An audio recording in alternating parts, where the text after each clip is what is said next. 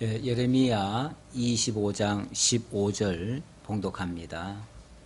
이스라엘의 하나님 여호와께서 이같이 내게 이르시되 너는 내 손에서 이 진노의 술잔을 받아가지고 내가 너를 보내는 바 그 모든 나라로 하여금 마시게 하라. 그들이 마시고 비틀거리며 미친 듯이 행동하리니 이는 내가 그들 중에 칼을 보냈기 때문이니라 하시기로 내가 여호와의 손에서 그 잔을 받아서 여호와께서 나를 보내신 바 그 모든 나라로 마시게 하되 예루살렘과 유다 성읍들과 그 왕들과 그 고관들로 마시게 하였더니 그들이 멸망과 놀램과 비웃음과 저주를 당함이 오늘과 같으니라. 아멘. 우선 18절까지 봉독해 드렸습니다. 26장부터 백성에 대한 25장부터 백성에 대한 징계를 지금 하고 있는데요. 지금 25장의 내용은 총괄적으로 예언하고 있습니다. 어떤 구체적인 얘기는 이제 26장으로 넘어가고요. 일단은 전체적으로 이 백성들이 이제 하나님의 진노 아래 들어가게 됐다 그러는데, 하나님이 그런 징계를 이야기하시면서도 또 그래도 감사한 거는요, 이 기간을 70년으로 정했대요. 그러니까 길어봤자 70년이라는 거죠. 물론 뭐 우리 70년 그러면 까마득한 얘기인데, 군대에서는 그런 얘기 하잖아요. 국방부 시계는 거꾸로 달아놔도 간다 뭐 그런 말이 있는데, 세월만 지나면은 이 어려운 일은 다 지난다 그 얘기죠. 어쨌든 징계가 70년에 그친다는 말은 그나마, 물론 70년이라는 게 굉장히 고통스러운 기간이긴 하지만 그나마 하나님의 위로가 있다는 것을 전제하고 하는 말이에요. 그래서 하나님께서 진노는 하시되 아주 망하게는 하지 아니하시고 꺼져가는 등불도 마저 끄지는 아니하시고, 그래도 끝까지 남아있는 자들을 통해서 하나님의 은혜와 하나님의 회복의 역사를 해주시겠다고 하는 그런 내용이에요. 그리고 70년 후에는 그 다음에는 지금은 이제 1차적으로 이스라엘에 대한 진노인데요. 그 다음 단계는 너희를 힘들게 하고 너희를 진노했던 그들을 향해서 내가 진노하겠다 그래요. 진노하는데 지금 이스라엘을 향해서는 징계라는 표현을 썼지만은 그 이방 대적들을 향해서는 하나님이 심판을 하시겠다 이렇게 얘기를 해요. 그래서 이제 이스라엘을 괴롭혔던 자들에 대해서는 하나님이 완전히 망가지도록 하나님께서 그렇게 섭리하시겠다. 어떻게 보면은 그래서 아마 그런 속담이 나왔는지 몰라요. 매도 먼저 맞는 것이 좋다고. 어쩌면 이스라엘이 먼저 맞는 셈이에요. 이스라엘 백성들에게 하나님의 진노의 매가 먼저 들려졌어요. 들려졌는데 1차적으로는 이스라엘이 잘못했기 때문에 마땅히 맞아야 되는 거고요. 그래서 거기에 대한 회초를 맞는 셈인데, 그 다음 단계에 가서는 이스라엘에게 회초를 들었던 그들을 향해서 하나님이 너희가 왜 내 백성을 이렇게 못살게 굴었느냐 이러시면서 그때는 완전히 그들을 가만 안 놔두시겠다는 거예요. 진노하시겠다는 거예요. 물론 하나님이 진노의 막대기로 썼는데 그 진노의 막대기가 예를 들어서 이스라엘이 정말 하나님께로부터 이렇게 하나님을 노엽게 해가지고 하나님께로부터 진노를 받는구나, 참 불쌍하다. 그래서 내가 매는 때려야 되지만은 참 어쩔 수 없이 하나님 때리라고 해서 어쩔 수 없이 때리지만은 그들을 좀 불쌍히 여기는 마음으로 좀 가련하게 생각하고 그렇게 좀 해초를 때리면은 아마 그들이 나중에 벌 안 받을 거예요. 그들이 오히려 나중에 상 받을 거예요. 너희들이 정말 내 일을 정말 충실하게 잘해줬구나, 고맙다 그랬을 텐데, 그게 아니고 마치 자기네들이 하나님께로부터 고난을 위임받은 양, 그리고 자기네들이 마치 하나님 노릇하듯이 그들을 무자비하게 막 짓밟아버리고 거의 막 반 죽여놓거든요. 그러니까 내가 언제 너희들한테 회초리 좀 때리라고 했지 반 죽이라고 했냐, 이런 식이에요. 그래가지고 하나님께서 대적들을 향해서 진노하시겠다고 했거든요. 그래서 이스라엘에 대해서도 하나님이 진노하시고 그 다음 단계에 가서는 70년 후에는 저들을 심판하고, 그리고 그들에게 끌려갔던 너희 민족을 다 회복해서 너희에게는 새로운 민족으로 새 언약의 백성으로 하나님이 삼아주시겠다라고 하는 위로, 더 큰 위로죠. 그 위로는 원래 죄가 많은 곳에 하나님의 물론 진노도 있고요. 그 진노의 결과는 하나님의 은혜로 또 다가와요. 그러니까 그래서 그걸 결론적으로 말하면 죄 많은 곳에 은혜가 더욱 넘쳤다, 그런 표현도 하죠. 일단은 하나님께서 죄 많은 곳을 향해서는 율법에 근거해서 진노하시고, 진노한 후에는 또 하나님이 또 은혜로 싸매 주시는 역사를 하심으로 나중에 가서는 그 백성들에게 하나님이 죄에 대해서는 노엽게 하시지만, 그러나 또 뉘우치고 그랬을 때는 하나님께서 또 은혜로 다가오신다. 그래서 나중 은혜가 이전 그 진노보다 훨씬 더 크도록, 그래서 죄 많은 곳에 오히려 은혜가 더욱 넘치는 그런 결과가 만들어지도록 그렇게 역사하신다는 것을 큰 틀에서 그렇게 하나님이 그런 구상을 가지고 지금 이스라엘을 진노하신다. 그러니까 지금 시점은 이스라엘을 향해서 진노하시는 모습이긴 해요. 그래서 그걸 당하는 이 언약 자손들의 입장에서는 굉장히 고통스러운 건 사실이에요. 하지만 그래도 약속이 있는 고통이다, 약속이 있는 징계다, 그 얘기죠.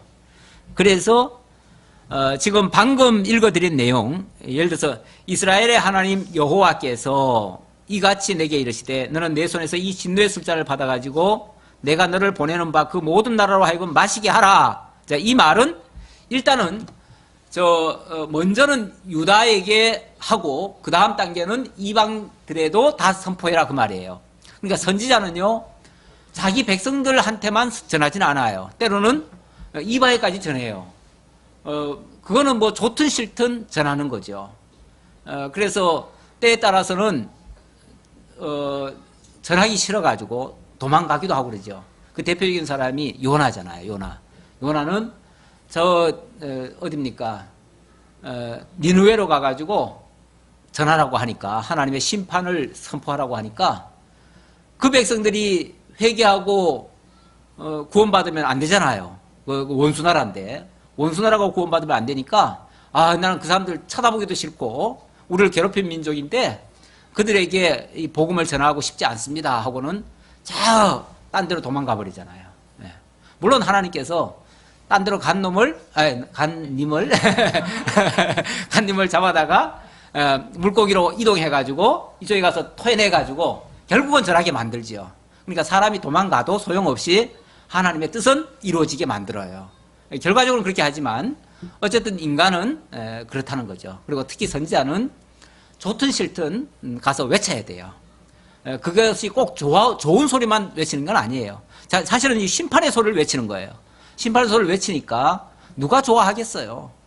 실제로 유다 백성들에게 전했을 때에 유다의 많은 사람들이, 왕을 비롯해서 많은 사람들이 죽이려고 덤벼들었죠. 그렇게 고통을 무릅쓰고 전하게 되어집니다. 자, 그래서 15절로부터는 이제 그 이스라엘을 진노하는 데에 그 징계의 도구로 사용했던 그 열방들도 함께 진노받을 것을 예고하는 말씀입니다. 자, 그런데 그들이 진노의 술잔을 받아가지고 이렇게 얘기하죠. 너는 내 손에서 이 진노의 술잔을 받아가지고 내가 너를 보내는 바 그 모든 나라로 하여금 마시게 하라. 진노를 받을 자들에게는요, 하나님이 진노의 술잔을 먹이신대요. 그러니까 선자들을 통해서 외치게 하는 거죠. 그러면 그들이 이 술잔을 마셔버리니까, 원래 술이라고 하는 게 정신을 잃게 만들잖아요. 그러니까 제정신이 아니게 만드는 거죠. 그리고 하나님의 뜻을 왜곡하든지 잘못 오해를 해가지고 결국은 자기들 하고 싶은 대로 하다가 하나님께로부터 심판을 받는 거죠. 그런데 이런 진노의 술잔을 마시게 하면 내가 마시고 싶다고 마시는 게 아니고요, 하나님이 마시게 하면 마셔지는 거예요. 마셔지고 그런 미치광이 행동을 하는 거죠. 16절, 그들이 마시고 비틀거리며 미친 듯이 행동하리니 이는 내가 그들 중에 칼을 보냈기 때문이니라 하시기로.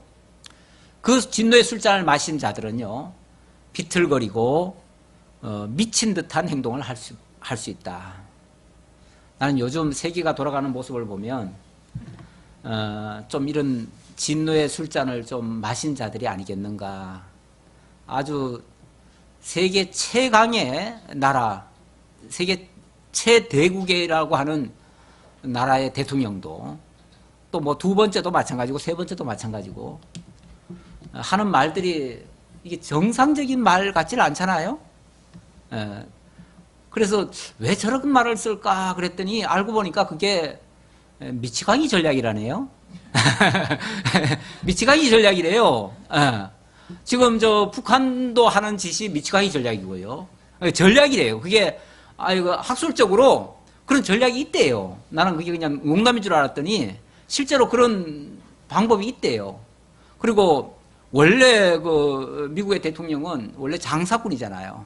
장사꾼들은요 상대방을 후려치고 뭐 가격 같은 거 깎고 할 때 보면은 그래서 그 자기에 보면은 자기의 저서가 뭐냐면요 거래 기술이라고 하는 책이 있어요. 그 사람이 쓴 책이에요. 그러니까 거래할 때는 이렇게 해야 된다. 그러면서 상대방을 후려잡는 그 기술을 전수를 해주신 분이에요. 그분이. 그러면서 이번에도 그런 말을 자기네들 부하들한테도 그렇게 얘기를 했다고 그래요. 예를 들어서 한미 FTA 가지고 지금 요즘 따지잖아요. 따지는데 원래 미국에서는 내부적으로는 어떻게 얘기를 했냐면은 이걸 한 달 정도의 유예를 우리나라한테 주고 그리고 나서 그 다음에 이제 협상에 들어가기로 했대요. 그 내부적 원래 전략이 그랬대요. 그래서 밑에서 이제 보고하기를 이제 우리가 한 달 정도의 유예를 주고 한국과에 이렇게 거래를 하겠습니다. 밀당을 좀 하고 하겠습니다. 라고 그렇게 보고를 딱 올렸더니 대통령이 대뜸 화를 내면서 무슨 거래를 그따위로 하냐고 이렇게 말하라고. 우리 대통령은 미쳤기 때문에 미쳤기 때문에 언제 무슨 짓을 할지 모른다. 이거 다 폐기할 수도 있고 이런 식으로 얘기를 해라. 그래야 상대방이 거래에 응하지. 그렇게 얘기를 했다고 그래요. 실제로 그렇게 그 부하한테 그렇게 얘기를 했다고 그래요. 그래가지고 그 다음에 바로 나온 게 뭡니까? 폐지할 수 있다. FTA 폐지할 수 있다. 그러니까 말 들어라. 한국이 만약 안 들으면 바로 폐지할 수 있다. 그렇게 나온 거 아니에요. 그러니까 꼼짝없이 우리나라가 들어줬잖아요. 그게 알고 보니까 그게 미치광이 전략이었어요. 그 미치광이 전략을 북한한테도 하고 전 세계를 향해서 미치광이 전략을 하고 있는 거예요. 그러니까 작전상 나는 대통령은 미친 채 할 테니까 너들은 그걸 가지고 거래 이용해라. 그래서 최대 이익을 뽑아라. 그게 이제 원래 장사꾼들의 방법 중에 하나래요. 근데 그뿐이 아니고 세계가 이렇게 진짜 미쳐가는 것 같은 느낌이에요. 실제로도 미쳐가는 느낌인데 왜 이런 현상들이 발생하는가? 한때는 굉장히 신사적이었고 최대한 외국과의 그런 어떤 정상회담이나 뭐 이런 때는요. 평소에는 좀 이렇게 뭐 안 좋더라도 그럴 때는 최대한의 예우를 갖추고 상대방을 인정하고 상대방이 손상을 안 당하도록 이렇게 표현을 하고 그랬어요. 근데 요즘 그런 게 없습니다. 요즘은 막 무조건 막 상대방을 까고 들어가는 거죠. 이렇게 하는 것은 상당히 지금 그런 어떻게 보면은 진노에 지금 술잔을 마신 게 아닌가. 뭔가 어떤 하나님의 진노를 부를 만한 그런 역사가 지금 준비되고 있지 않은가라는 그런 생각을 잠시 해봅니다. 어쨌든 그건 현상을 보고 제가 말씀드린 것이고요.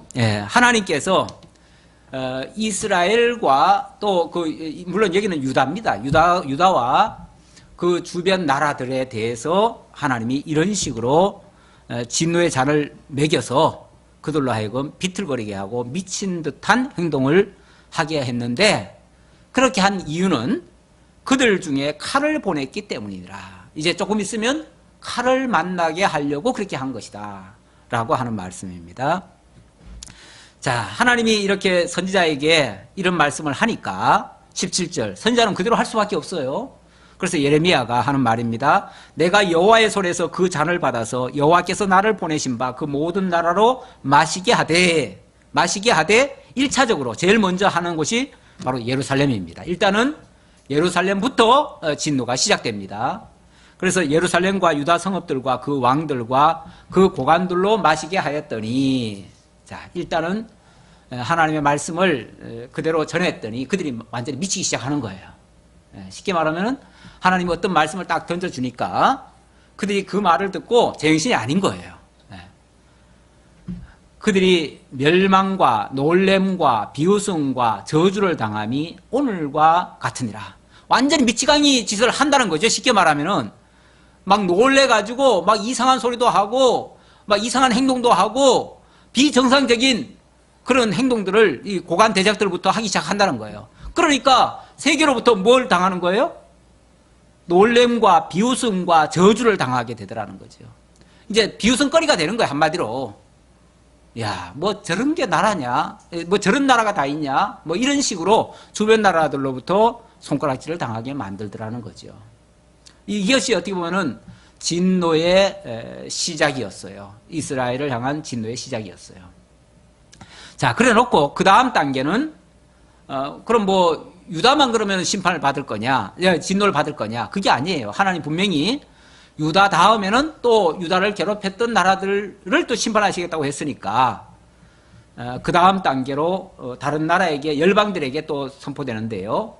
또 애굽왕 바로와 그의 신하들과 그의 고관들과 그의 모든 백성과 모든 섞여 사는 민족들과 우스 땅의 모든 왕과 블레셋 사람의 땅 모든 왕과 아스글론과 가사와 에그론과 아스돗의 나머지 사람들과 에돔과 모압과 암몬 자손과 두로의 모든 왕과 시돌의 모든 왕과 바다 건너쪽 섬의 왕들과 드당과 데마와 부수와 살적을 깎은 모든 자와 아라비아의 모든 왕과 광야에서 섞여 사는 민족들의 모든 왕과 시므리의 모든 왕과 엘람의 모든 왕과 메대의 모든 왕과 북쪽 원근의 모든 왕과 지면에 있는 세상의 모든 나라로 마시게 하니라.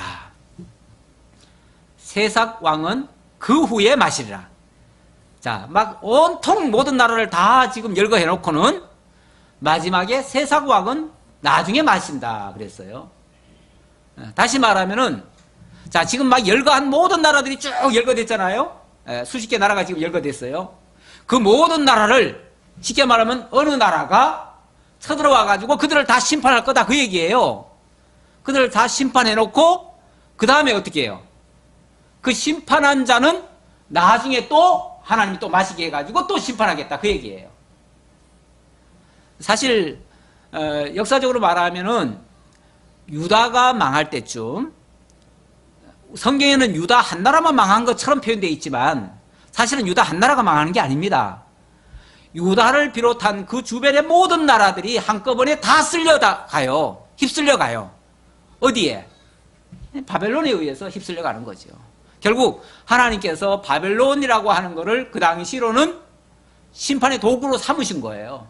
삼아서 그들을 동원해다가 이 이스라엘을 중심으로 한 그 주변의 모든 뭐 어찌 보면 자질구레한 나라도 있고 뭐 거기엔 또 애굽도 있고 애굽 치하에 있는 모든 나라들까지도 다 빼앗아가고 북쪽으로는 아수르를 비롯한 그쪽 지역의 나라들, 북방 쪽의 왕들, 또 남쪽에는 애굽의 그 영역 아래에 있는 나라들, 이런 나라들까지 다 잡아먹는다는 얘기예요. 쉽게 말하면 그들을 다 그러니까 이 유다가 망할 때 유다만 망한 게 아니고 같이 망하는 거예요.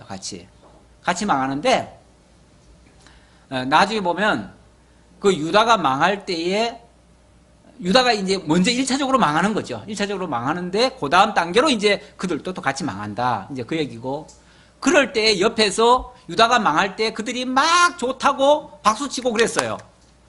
그래서 나중에 왜 이들은 왜 망합니까? 라고 하면은 하나님이 나중에 그렇게 표현하죠. 예. 유다가 너희 형제들인데 어찌 보면은 다 사실은 따지고 올라가 보면 다 형제들이에요. 그렇죠?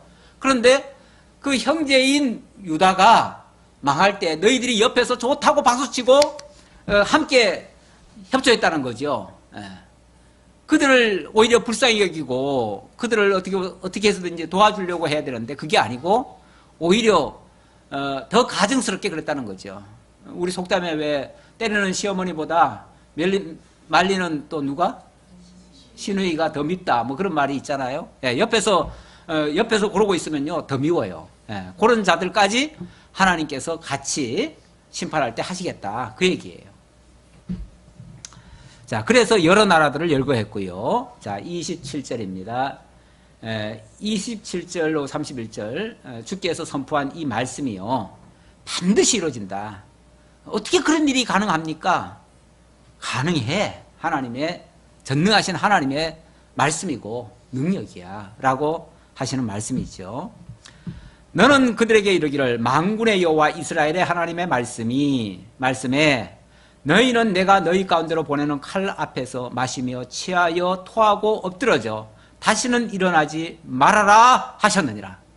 하나님이 아예 그냥 너 이거 마시고 취해서 엎드리고 토하고 그리고 다시는 일어나지 마 라고 했다는 거예요. 그러니까 완전히 하나님께서 망하게 하시고 당분간 일어나지 못하도록 그렇게 하시긴다는 거죠.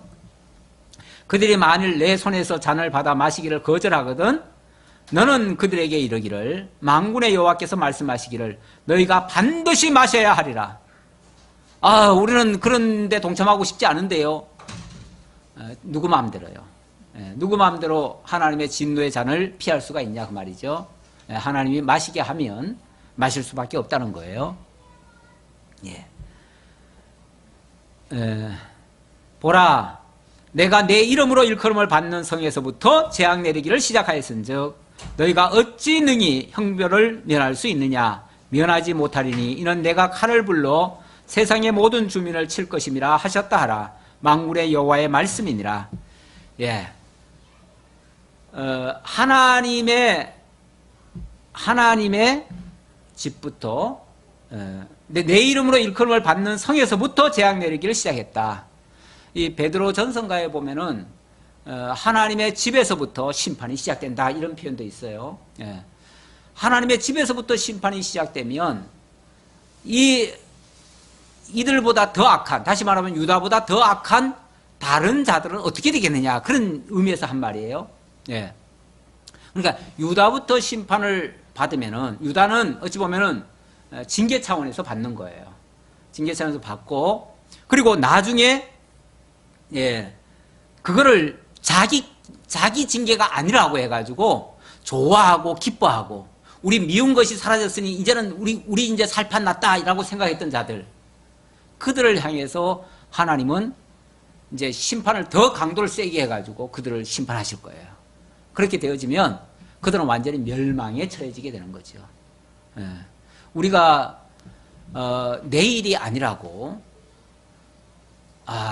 그놈들은 그래도 잘했어 막 이러고 많이 예를 들어서 얘기한다면은 그게 남의 일이 아니고요 내일이 될 수도 있어요. 사실은 세상에 벌어지고 있는 것들이 지금 뭐 너무나 끔찍하고 흉측한 일들이 많이 일어나고 있는데요. 근데 너무나 거리가 먼 얘기 같아요. 우리 거 같지는 않아요. 얼른 보면은 그렇죠? 얼른 우리 얘기 같지는 않아요. 그래서 우리 얘기가 아닌 줄 알고 아유 저놈들은 얼마나 죄를 지었으니까 저렇게 벌을 받을까 예를 들어서 그렇게 생각하고 있다면 큰 착각이라는 거죠. 예수님께서 예루살렘에 여리고의 망대인가요? 망대가 무너져가지고 열몇 명이 죽었을 때 그랬을 때 제자들이 아유 예수님 저기 사고가 났는데 저놈들은 얼마나 죄를 지었길래 저런 천벌 같은 걸 받았을까요? 라고 물었더니 예수님 대답이 그들의 죄가 너희보다 더 큰 게 아니다. 너희도 회개하지 아니하면 이와 같이 망하리라. 그렇게 말씀하셨어요. 다시 말하면 그런 사건이 너희와 무관한 게 아니고 너희가 죄인이라는 것을 그들이 먼저 당함으로써 너희에게 경종을 울리는 거야. 그 말이죠. 그러면 그들이 당하는 걸 보면서 그들도 또 죄가 없다는 얘기는 아니에요. 죄가 있더라도 그거는 우리를 위해서 보여준 거라는 거죠. 하나님이. 우리를 위해서 보여준 거면은 우리가 그걸 보고 아차 조심해야 되겠구나. 주의해야 되겠구나. 우리도 자칫하면은 내가 저 상황에 빠질 수도 있는데 라고 하면서 내가 회개하고 하나님 앞에서 더 경성하고 하나님 앞에 더 바짝 엎드리는 그런 자세를 취하라고 하나님이 주시는 신호라는 거죠. 그게. 그런데 너무나 멀리서 일어나는 일들이니까 나와는 아무 상관없겠거니 하고 그냥 무시하고 넘어가면 다음 차례는 내가 될 수 있다는 얘기예요. 그러니까 그런 거에 대한 지금 경종을 주시는 말씀이죠. 자, 그러면서 하나님의 집에서부터 하나님의 이름, 내 이름으로 일컬음을 받는 성에서부터 재앙 내리기를 시작했고, 이제 모든 자들에게까지 그게 다 미칠 거다라고 하셨어요. 이 30절. 그러므로 너는 그들에게 이 모든 말로 예언하여 이르기를 여호와께서 높은 데서 표효하시고 그의 거룩한 처소에서 소리를 내시며 그의 초장을 향하여 크게 부르시고 세상 모든 주민에 대하여 포도 밟는 자 같이 흥겹게 노래하시리라. 이게 이제 하나님이 하시는 그 심판의 모습인데요. 일단은 여호와의 성에서부터, 하나님의 성전에서부터 시작을 해요. 거기서는 아주 어찌 보면 작게 시작하는 거죠. 그러다가 거기서 어디로 가시냐면은 처음에는 이제 높은 데서 표효하시고 거룩한 처소에서 소리를 내신 다음에는 초장을 향해서 크게 부르신대요. 이제 밖으로 나가는 거죠. 그래서 그 심판이 이제 모든 열구에까지 다 미쳐간다 그 얘기죠.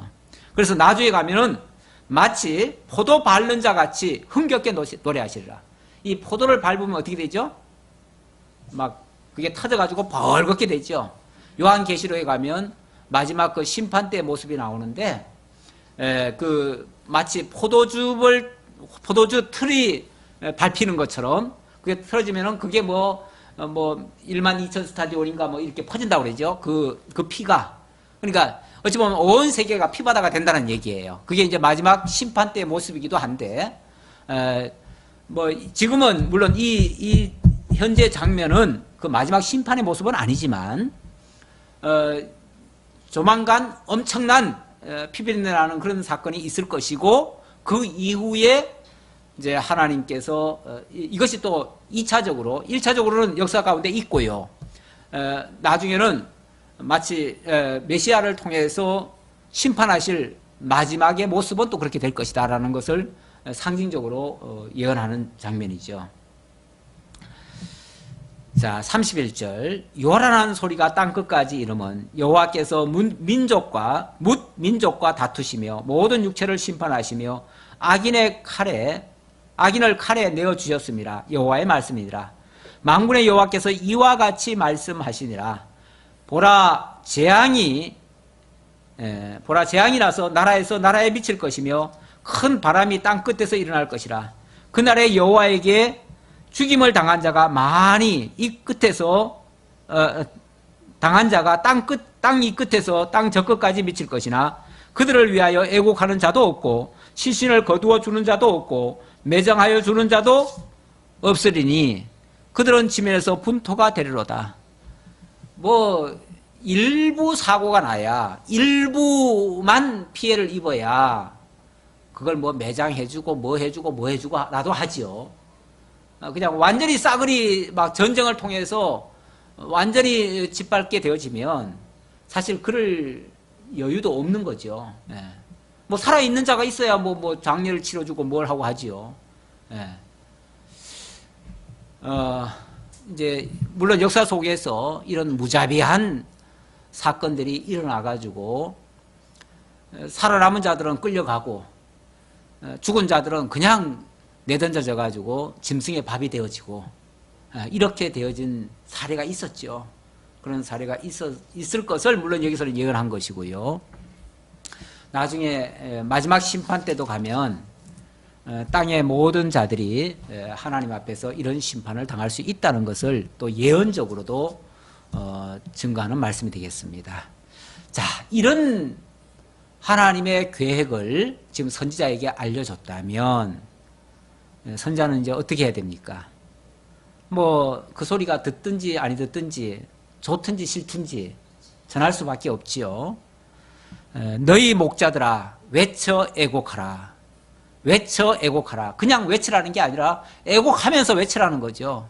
사실 이건 슬픔의 소리 아닙니까? 이런 소리는 아무도 반기지 않는 소리예요. 아무도 듣고 싶어 하지 않는 소리예요.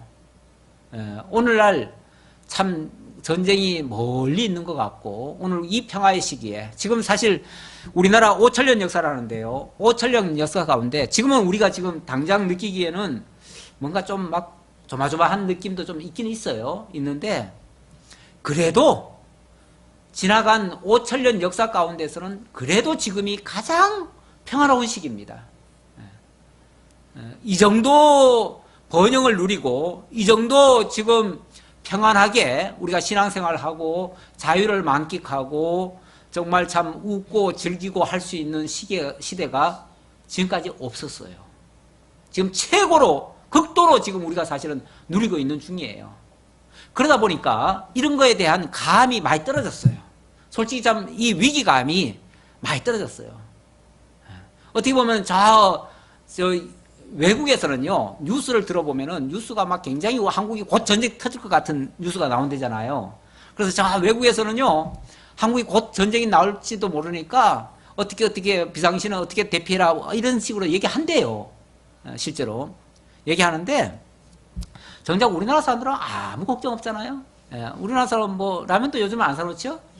요즘은 뭐 아무런 걱정이 없어요. 이게 정말 참 믿음이 좋아서 그러면 상관이 없고요. 믿음도 없는 양반들이 무슨 배짱으로 이제 어찌 보면은 청개구리인가요? 그게 뭐예요?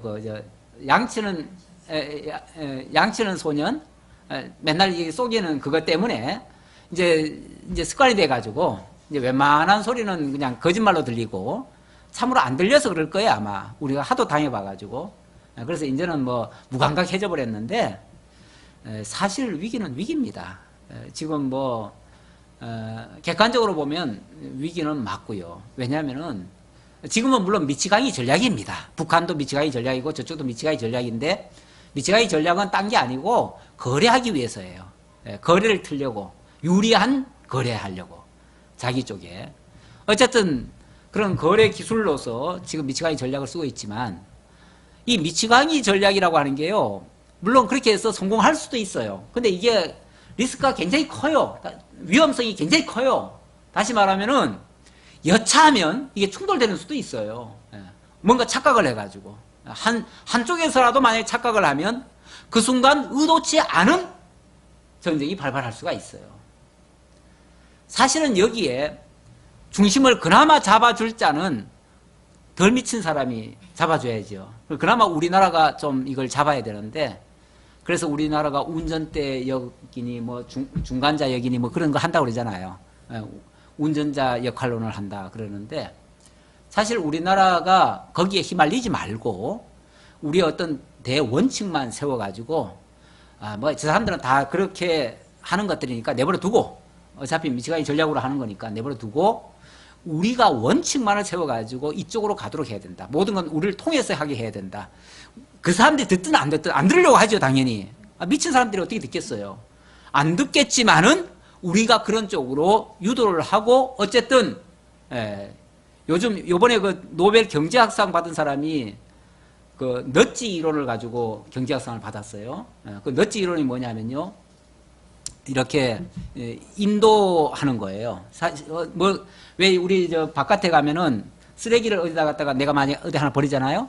그럼 딴 사람들도 거기가 자꾸 갖다 버려요. 이게 이제 유도하는 거예요. 유도하는 건데 그런 원리가 있어요. 그러니까 어느 쪽으로 이렇게 이끌어 주느냐에 따라서 어디다가 뭘 좌표를 세워 주느냐에 따라서 그쪽으로 유도를 하는 거죠.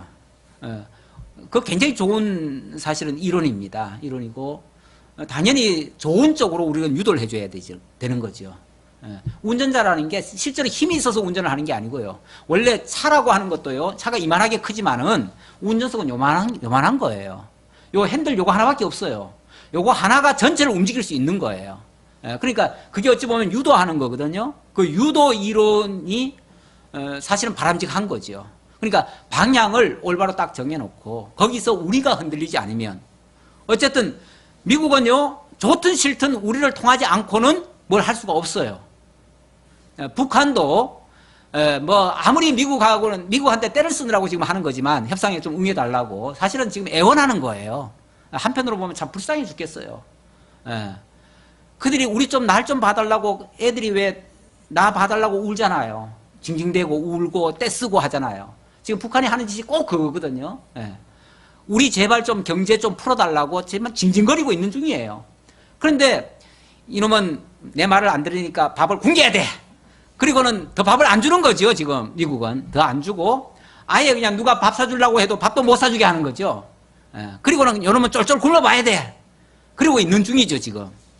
그런데 그게 사실은 어느 정도까지는 맥혀요. 근데 극으로 가면요, 새항지가 몰리다가 정말 피할 데 없으면요, 그냥 고양이도 물어버려요. 고양이 무는 순간 그때는 죽기 살기 어차피 죽는 거예요. 어차피 죽을 거 물고 죽는다 그 소리예요.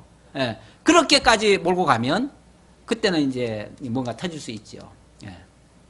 그럴 때 그거를 그런 미치광이 전략까지는 하되 미친 지까지는 못하도록 이제 하는 것이 어찌 보면 우리의 역할이에요. 우리나라의 역할인데 그게 정말 참 양쪽 미치광이 속에서 하려니까 참 정말 미칠 지경이죠.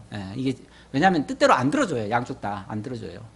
그럴 때 이 균형을 갖추고 한다는 게 정말 쉽지는 않아요. 쉽지는 않지만 그래도 그것을 지향하는 것이 가장 지혜로운 방법 같기는 합니다. 어쨌든 우리 하나님께서 세계를 심판하실 때도 이런 방법을 하나님이 사용하신다. 세계 전쟁이라는 거, 세계 1차 대전, 2차 대전도요, 사실은 별거 아닌 거 가지고 처음에는 아무것도 아닌 것이 그렇게 터지는 거예요. 히틀러라는 사람이 원래 그 전쟁 포로로 잡혔었대잖아요. 잡혔는데 이제 쏴 죽여야 되는데 그 쏴 죽일 사람이 갑자기 저 사람을 죽이면 안 된다 싶어가지고 그냥 정말 자비한 마음으로 풀어줬대잖아요. 풀어주는 바람에 그 난리가 난 거 아니에요. 전 세계를 다 뒤집어 놓는 역사가 일어난 거 아니에요. 그러니까 한 사람의 그 정신 착란에 의해서 온 세계를 뒤집어 놓는 역사가 있는데 어찌 보면 하나님께서 그렇게 취하게 해서 그렇게 하실 수도 있다. 자, 봅시다. 좋든 싫든 그렇게 외칠 수밖에 없다. 선지자 입장에서는. 너희 목자들아 외쳐 애곡하라. 너희의 양떼 인도자들아 잿더미에서 뒹굴라. 잿더미에서 뒹굴라는 말은 회개하라는 얘기예요. 지금이라도 하나님의 이 뜻을 깨닫고 정말 살 길은 회개하는 것밖에 없는데 그러나 뭐 이미 진노의 잔을 마셔놓으면은 회개라는 것도 이게 안 되는 겁니다. 오늘 오전에 믿음이라고 하는 것도 내 마음대로 믿는 게 아니라고 했듯이 회개라고 하는 것도 내 마음대로 회개하는 게 아니에요. 그 하이델베르그 그 얘기는 하지 맙시다. 종교개혁 때 내가 나중에 하기 좀 아껴놓을게요.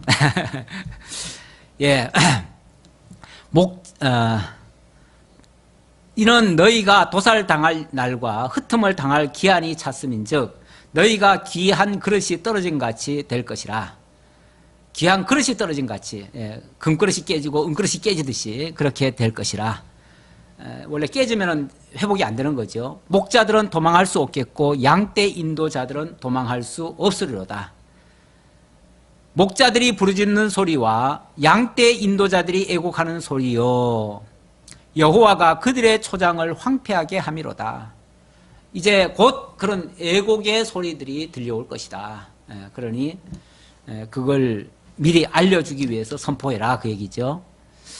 이런 걸 선포하지 않고 만약에 그 일이 닥치면요, 이게 나중에 가서 하나님으로 말미암아 되어진 일인 줄 몰라요. 그래서 하나님은 좋은 일이든 나쁜 일이든 간에 선지자들로 하여금 미리 알려주고 그리고 그 정한 때에 그런 일이 발생하도록 만들으셔요. 그래야 나중에라도, 지금은 못 깨달아요. 지금은 못 깨달으니까 당연히 그 벌을 받게 되겠죠. 그러나 나중에라도 아하, 그때 선지자가 그렇게 말을 했는데 진짜 하나님이 그렇게 하셨네. 그러니까 이 사건이 우연히 일어난 게 아니고 우리가 재수가 없어서 그렇게 일어난 게 아니고 바로 하나님이 우리의 그 미련함에 대해서 징벌하신 것이었구나 라고 깨닫게 된다는 거죠. 그래야 회개를 하게 돼요.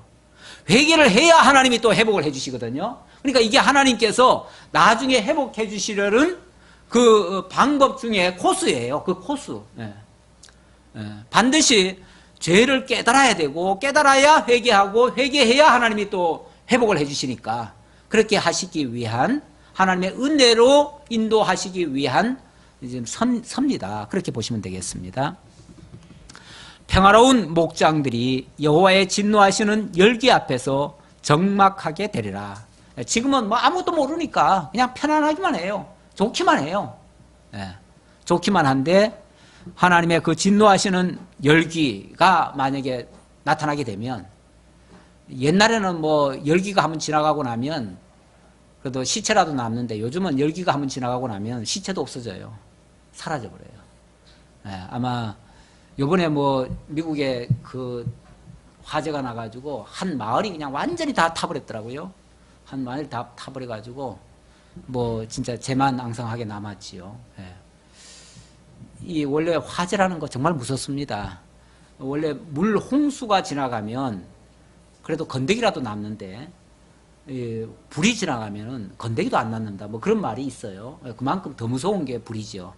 우리 하나님의 심판 가운데 첫 번째 심판은 물심판이었는데, 이제 남은 심판은 불심판이다, 이제 그렇게도 말씀하십니다. 어쨌든 마지막에는 하나님께서 엄청난 어떤 심판이, 불의 심판이 있을 것이라고 하는 그런 하나의 예언의 말씀이기도 합니다. 물론 역사 속에서는 이렇게 된다는 얘기고요. 여호와의 진노하시는 열기 앞에서 적막하게 되리라. 열기 앞에서 다 사라지게 될 것이다.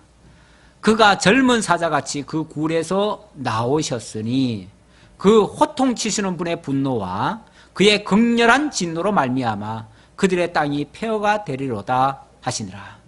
하나님의 심판 아래 그 엄청난 대국들이, 열국들이 다 무너져 가고 다 폐허가 되어지고, 그리고 불이 지나가서 그 앙상한 것만 남듯이 그렇게 될 것이다 라는 말씀입니다. 자, 26장으로 넘어가야 되는데, 26장부터는 이제 구체적인 하나님의 그 진노의 그 제목들이 등장을 합니다. 그런데 26장은 바로 거역죄에 대한 징계를 하시겠다. 한마디로 하나님 말씀 안 들었다, 그 얘기죠. 하나님 말씀을 듣지 않는 거에 대한 하나님의 진노를 하시겠다고 하는데, 이 장면은 우리 다음 주에 또 살펴보도록 하겠습니다. 기도하겠습니다. 아버지 하나님, 감사합니다. 하나님의 하시는 일은 항상 선자들을 통해서 언약하시고 언약대로 이루심으로 이 모든 역사를 주관하시는 분이 하나님이시고, 우리가 절대적으로 신뢰하고 믿고 의지할 분도 하나님 뿐이심을 오늘 우리에게 일깨워 주시니 참으로 감사합니다. 아버지 하나님, 어리석은 자들은 정말 눈으로 보이는 것만 믿고 눈에 보이지 않는 것은 믿지 않는 그런 어리석음을 가지고 있습니다. 아버지 하나님, 우리는 이미 하나님께서 행하신 일을 통해서 또 미래에도 하나님이 어떻게 역사하실 것인지를 깨닫는 지혜가 있게 하시고, 아버지 하나님, 이 혼란한 세상 속에서 참으로 하나님만이 절대 주관자이시고 대주제이시며 모든 역사의 흥망성쇠를 주관하시고 다스려 가시는 분이심을 믿고, 오늘도 평안히 주어진 일을 감당하며 하나님의 뜻을 따라 살아가는 저희 모두가 되게 하옵소서. 또 한 주간 살아갈 때에 하나님께서 저희들에게 올바른 방향으로 길 열어주시고 인도해 주옵소서. 모든 걸 잘 감당할 수 있는 지혜와 명철, 또한 능력, 힘도 더하여 주옵소서. 모든 걸 감사드렸고 예수님의 이름으로 기도하옵나이다. 아멘.